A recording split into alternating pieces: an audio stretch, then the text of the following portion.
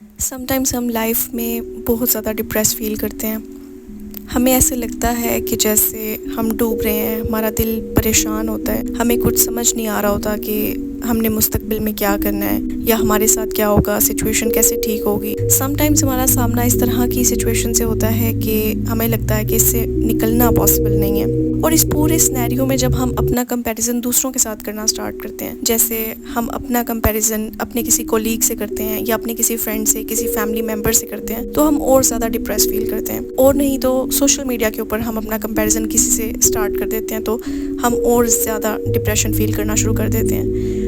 اصل میں ہوتا یہ ہے کہ ہم جب کسی کے ساتھ اپنا کمپیریزن کر رہے ہوتے ہیں تو ہم اس کی زندگی کے ہائی لائٹس کے ساتھ اپنی زندگی کی ریالٹی کو کمپیئر کر رہے ہوتے ہیں. اس وقت ہم یہ سوچ رہے ہوتے ہیں کہ اس شخص کو اتنا کچھ مل گیا ہے, میرے پاس وہ کیوں نہیں ہے, یا میں ہی پیچھے رہ گیا ہوں, یا میں اپنی زندگی میں اتنا پیچھے کیوں ہوں, اتنا ڈیلے کیوں ہے میری لائف میں چیزوں کو لے کر, جبکہ لوگ اپنی لائف میں بہت آگے جا رہے ہیں. جب آپ اس طرح سے اپنی لائف میں کمپیریزن سٹارٹ کرتے ہیں تو اور کچھ نہیں ہوتا, بس ڈپریشن اور سیڈنس میں مزید اضافہ ہو جاتا ہے. جب ہم یہ کمپیریزن کر رہے ہوتے ہیں تو اس وقت ہم ایک چیز بھول جاتے ہیں, اور وہ ہوتا ہے اللہ تعالیٰ کا پلان. ہم یہ بھول جاتے ہیں کہ ہر انسان کی جو زندگی ہے وہ اس کے مطابق نہیں, اللہ کے بنائے ہوئے پلان کے مطابق چلتی ہے. ہماری سوچ کے مطابق ہماری زندگی میں چیزیں ایک ڈفرینٹ ٹائم فریم کے ساتھ ہو جانی چاہیے تھیں, لیکن اللہ کی نظر میں وہ ٹائم ہمارے لیے بالکل سوٹیبل نہیں ہوتا. اللہ تعالیٰ قرآن پاک میں فرماتے ہیں کہ انہوں نے ہر چیز کو ایک مقرر قدر پر پیدا کیا ہے. اس سے مراد یہ ہے کہ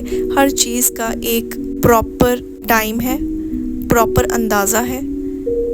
کوئی چیز وقت سے پہلے یا وقت کے بعد نہیں ہو رہی, ہر چیز اپنے ٹائم پر ہو رہی ہے. ایک دفعہ میں نے ایک ویڈیو میں یہ بات سنی تھی کہ اگر اللہ تعالیٰ جب یہ یونیورس بنا رہے تھے تو اس میں اگر وہ تھوڑا سا بھی اس ریشو میں فرق آ جاتا تو اس وقت پوری جو دنیا ہے, پوری کائنات ہے, اس کا نظام جو ہے وہ الٹ پلٹ ہو جاتا. یعنی اس سے مراد یہ ہے کہ ہر چیز اپنی ایگزیکٹ ریشو, اپنے ایگزیکٹ ٹائمنگ کے حساب سے چل رہی ہے. سورج کا اپنے وقت پر نکلنا, ڈوبنا, زمین کی روٹیشن, پلانٹس کی موجودگی, اور وہ چیزیں جو ہمارے علم سے بھی باہر ہیں, وہ ساری چیزیں اللہ تعالیٰ کے پلان کے مطابق چل رہی ہیں. تو ہم یہ کیسے بھول جاتے ہیں کہ اللہ تعالیٰ کے لیے ہم کوئی عام مخلوق نہیں ہے, ہمیں اس نے اشرف المخلوقات کا درجہ دیا ہے ہمیں, اور اس کے لیے ہم بہت امپورٹنٹ ہے, وہ ہمیں فراموش نہیں کر سکتے. یا ہماری زندگی کی جو پلاننگ ہے, ایسا نہیں ہے کہ اس نے نعوذ باللہ خراب کی ہے. ہر چیز اندازے کے مطابق ہے, ہر چیز اپنے وقت پر ہو رہی ہے. اٹس جسٹ دیٹ کہ ہم سمجھ نہیں پا رہے, کیونکہ ہماری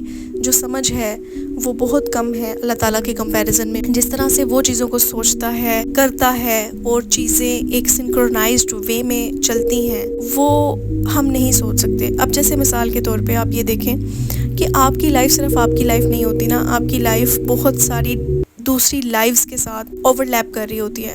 آپ کی لائف اپنی فیملی کے ساتھ, اپنے ارد گرد موجود لوگوں کے ساتھ, اپنے کولیگز کے ساتھ, اور ان فورسز کے ساتھ جو اس یونیورس میں ایگزسٹ کر رہی ہیں. تو یہ کیسے ہو سکتا ہے کہ آپ کی لائف جو ہے وہ رینڈملی چلتی جا رہی ہے اور اس کی کوئی رپورٹنگ نہیں ہے, اس کی کوئی میجرمنٹ نہیں ہے؟